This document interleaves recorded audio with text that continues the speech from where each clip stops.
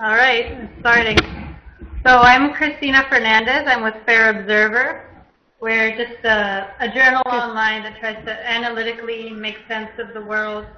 We look at news pieces sometimes, but with a more critical view. We try to figure out like what's happening and why, try to establish some patterns with things. And lately we've been interested in Startup Chile and its, the way it promotes business, the way startups can get funding and all these things.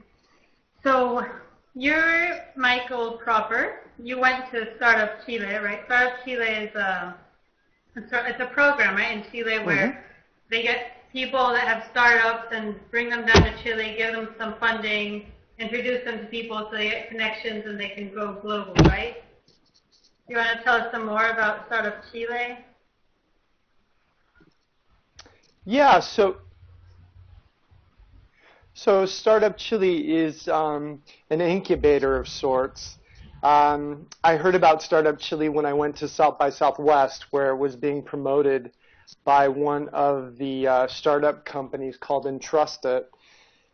And, Chile kind of popped up on my radar because I'd been reading about it, and clearly their economy is doing pretty well. I thought that it was a great opportunity. As it turns out, I believe by 2014 they're looking to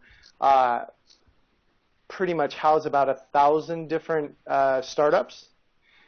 So their program is fairly ambitious. And as far as what I think they're trying to do, you could call it trying to create a innovation hub for Chile, and the program so far has just been a really pleasant experience. It isn't obviously just U.S. companies going down; it's really a global play, and there's startups from all over the world. So I kind of liken it a bit to a think tank in operation, because there's a lot of cross-pollination between ideas and people, and some really nice feedback opportunities. We call them brain bombs out here, but there's a lot of those going on, so it's quite fun. So does that answer the question? Okay, yeah, that's good.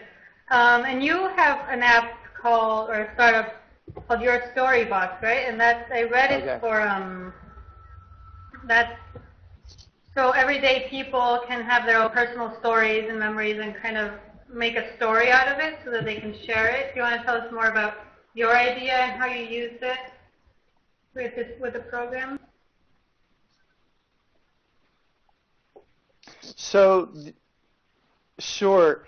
The idea evolved in actually Madrid, Spain. I have a good buddy out there who I've known for several years, and one day he was walking in a cemetery, and he was passing a tomb, and as he passed the tomb, he heard a voice.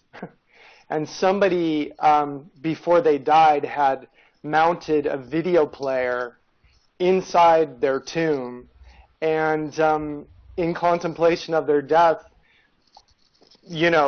created their milestones and, life events, and so that when a person would walk by the tomb, it would trigger, and you could hear them, so to speak, talking from beyond, which I thought was very compelling when I heard it. I have seen quite a number of interesting sites where questions and people answering questions are gaining a lot of currency out there, a la Quora or FormSpring, for example.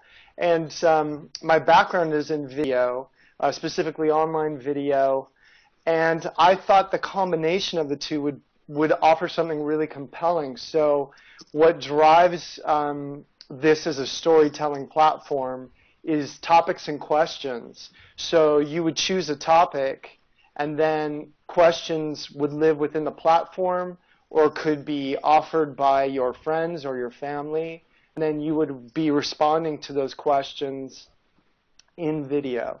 And so, yes, it acts as let's call it a very general storytelling platform in video. Mm-hmm. Yeah, that's cool. Kind of like And a prompt. I should also add, I think there's also a corporate side to this.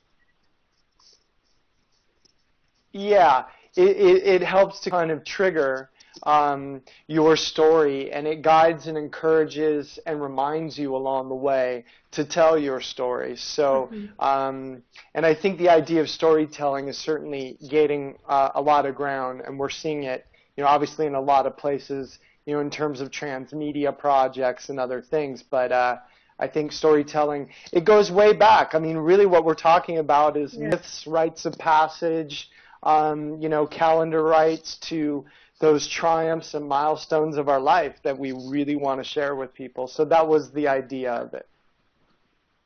Yeah, of course. I mean, it's basically a fundament of our civilization, and your startup is a way to adapt it to modern technologies. That's really interesting. And okay, so while I was looking at the Startup Chile website, I did see that That's exactly it. They had they had a lot of focus on a global, they wanted all these startups to be kind of global minded. But I also noticed that a lot of them were very social minded, even though this wasn't on the website.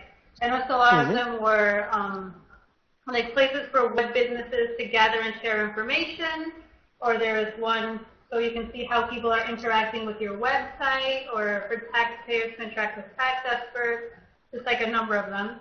They all seem to want to be connections between people. So yeah, that was one of the extra parameters I noticed.